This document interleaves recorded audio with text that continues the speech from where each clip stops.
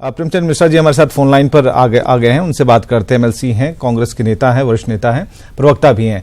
प्रेमचंद मिश्रा जी, जो अभी कहा जा रहा है कि जेडीयू के पास चारों तरफ से हमले हो रहे हैं दलित को लेकर, दलित सम्मेलन को लेकर, और आपका बयान भी हमने चलाया जिसमें आपने कहा कि अभी क्यों याद आई, पहले कहाँ थे, और कई एग्जाम्पल्स आपने दे दिए, कई उदाहरण दिए।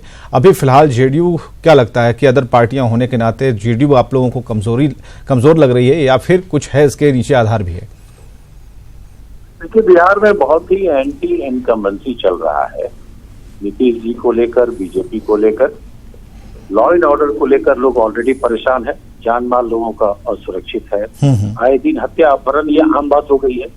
महंगाई चरम पर है। पेट्रोल, डीजल, रसोई गैस, जो चारों तरफ से जनता परेशान है। तो जो सत्ता में बैठे लोग हैं उन्हें अब कोई रास्ता दिख नहीं रहा है, तो खुलकर अब जातीय आधार पर राजनीति करने पर उतर गए हैं ये लोग। अब कल कुशवाहा जाति के लोगों को बुलाया, मीटिंग किया खुलेआम सीएम ने अपने घर पे। अब दलितों के बीच जाना चाह रहे हैं। तो इसलिए मैंने सवाल उठाया कि अगर आप सिर्फ चुनाव के समय किसी वर्ग को याद करते हैं, इसका मतलब आपका निहित स्वार्थ उसमें शामिल है। आप सत्ता में इतने दिन से लगातार बैठे हैं, दलितों की सामाजिक और शैक्षणिक आर्थिक स्थिति में क्या सुधार हुआ, उस पर एक व्हाइट पेपर जारी करें नीतीश जी। 13 साल से ठीक है, श्वेत पत्र की बात आपने कही। हमारे साथ श्याम रजक भी जुड़े हुए हैं, उनसे भी बात करते हैं। जेडीयू नेता श्याम रजक हमारे साथ फोन लाइन पर है। श्याम रजक जी, एक श्वेत पत्र की बात कांग्रेस कह रही है, प्रेमचंद मिश्रा जी कह रहे हैं कि जारी करना चाहिए, दलितों के उत्थान के लिए, विकास के लिए अभी तक का जो ब्यौरा है वो सार्वजनिक करना चाहिए, ये कहना है प्रेमचंद मिश्रा का। निश्चित रूप से वो सही बात कर रहे हैं। 1951 से लेकर के और 2005 तक उन्होंने क्या किया है जिसके कारण दलितों की स्थिति नहीं सुधर पाई, उसके लिए कांग्रेस को भी श्वेत पत्र जारी करना चाहिए। और 2005 से 2018 तक नीतीश कुमार ने क्या किया है, ये तो दलितों के दिलों पर आप पूछ सकते हैं और जान सकते हैं। उनके इलाके में जाइए, शिक्षा स्तर क्या था, और शिक्षा का विकास हुआ है, आर्थिक संबल हुआ है, सामाजिक शिक्षा बढ़ी है। ये है काम नीतीश कुमार का दलितों का।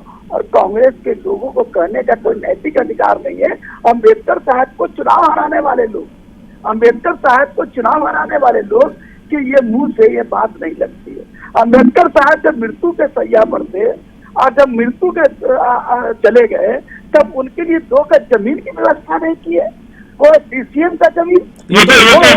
प्रेमचंद मिश्रा जी, जो श्वेत पत्र हैं उसकी वकालत तो कर रहे हैं श्याम रजक, लेकिन ये कह रहे हैं कि अभी से नहीं, थोड़ा पीछे जाकर पूरे शुरू से लेकर अंत तक का निकालें और तुलनात्मक अध्ययन किया जाए इसका। अब आप इनकी बातों को सुनकर नहीं लग रहा कि हंसने वाली बात है। इस देश में दलितों को आरक्षण किसने दिया? उसके बाद ये सवाल किया जा रहा है एक दलित नेता के द्वारा। अरे आपको आर्थिक, आपके समाज को आर्थिक और शैक्षणिक रूप से सुनिए। अरे बाबा साहब का नाम आप क्यों लेते हैं? बाबा साहब को हमने प्रतिष्ठा दिया, हमने कहा संविधान का निर्माण करिए। आप कहाँ थे? आपके लोग कहाँ थे? आप लोग तो फ्रीडम मूवमेंट में नहीं थे, आप लोग तो बाबा साहब के खिलाफ रहे हैं जी। और आप आज समाज में जो आपकी प्रतिष्ठा है ना श्याम रजक जी, कांग्रेस की है, बीजेपी की नहीं है जिसके विरोध में आप अम्बेडकर साहब को, नीतीश कुमार जी का योगदान नहीं है इसमें। कांग्रेस का देन है कि आज श्याम रजक जैसे लोग बड़े नेता है, मंत्री बन रहे हैं, एमएलए बन रहे हैं, ये कांग्रेस का देन है। समाज में आपकी प्रतिष्ठा बढ़ी है, आपका रुतबा बढ़ा है, मंत्री कांग्रेस की देन है। ये बताइए, अगर बिहार में दलितों के लिए आपने क्या किया वो बताइए ना। आप चीफ मिनिस्टर हैं, दलित पर अत्याचार की घटना रजिस्टर होती है बिहार में हर प्रति 12 मिनट। दलितों के साथ अत्याचार की घटना हो रही है, आप बात कर रहे हैं नीतीश कुमार जी की। दलितों के साथ अत्याचार 2005 से पहले किन लोगों ने हत्या किया? दलितों के साथ किन लोगों ने हत्या किया? कई बार जिसकी वकालत आप कर रहे हैं, और कल आप जिसकी वकालत कर रहे हैं, समान आरक्षण की बात कर रहे हैं, कांग्रेस की भाषा पर सवाल उठाने वाले पहले बात करें कि सुमित्रा महाजन ने जो कहा है उस पर जेडीयू का क्या स्टैंड है। उन्होंने तो कह दिया कि समीक्षा होनी चाहिए, क्या कि आरक्षण का विस्तार हो रहा है। इतनी बड़ी बात कह दी लोकसभा स्पीकर ने, और आप उनके साथ खड़े हैं। आप उसी बीजेपी के साथ खड़े हैं जिस बीजेपी के राज में दलितों पर अत्याचार की घटनाएं बढ़ी हैं। ये बात आपके साथ मायावती क्यों नहीं खड़ी होती है? राजनीतिक रोटी से की है। बताइए, ठीक है, कांग्रेस कह रही है कि श्वेत पत्र जारी होना चाहिए, ठीक है, जितना भी काम किया है ये जरूरी नहीं है कि हम ये कहें कि अब हमसे आपने ज्यादा गलती की या फिर हमसे ज्यादा आपने दलितों को हाशिए पर छोड़ा। ये जरूरी है कि अगर श्वेत पत्र की बात होती है तो जो अभी की सरकारें हैं, जो माहौल अभी है, उसमें सामने आनी चाहिए बातें। कुछ दिन पहले आप भी नाराज चल रहे थे अपनी सरकार पर, रजक समाज को लेकर काफी आप बेफर पड़े थे, क्यों आज सारी चीजें ठीक हो गई हैं?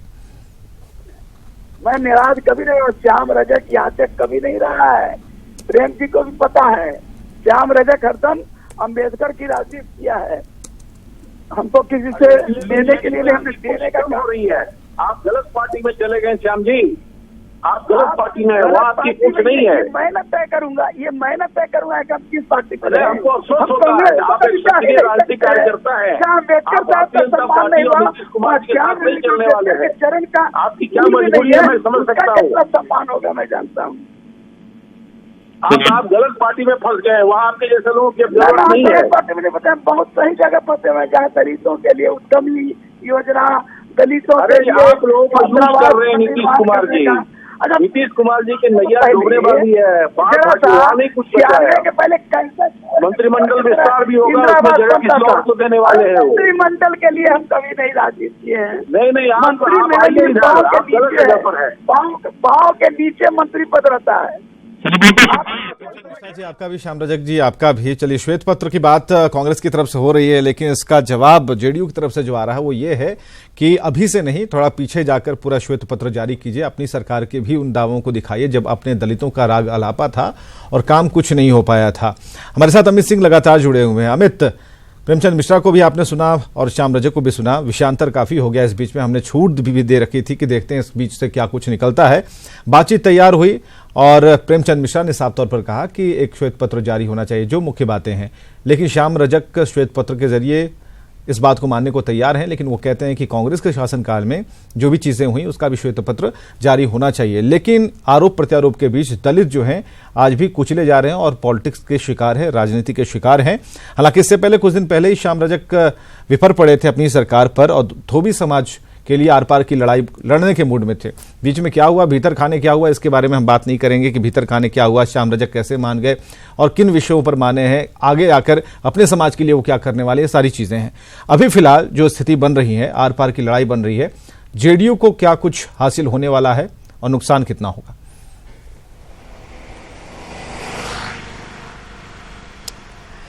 देखिए विवेक, जो जनता देख रही है न्यूज़ 18 को, वो इनके झगड़ों को, इनके जोड़ आजमाइश को भी देख रही है। ये जोड़ आजमाइश जनता के हितों के लिए और दलितों के हितों के लिए नहीं है। ये जोड़ आजमाइश उस मजबूत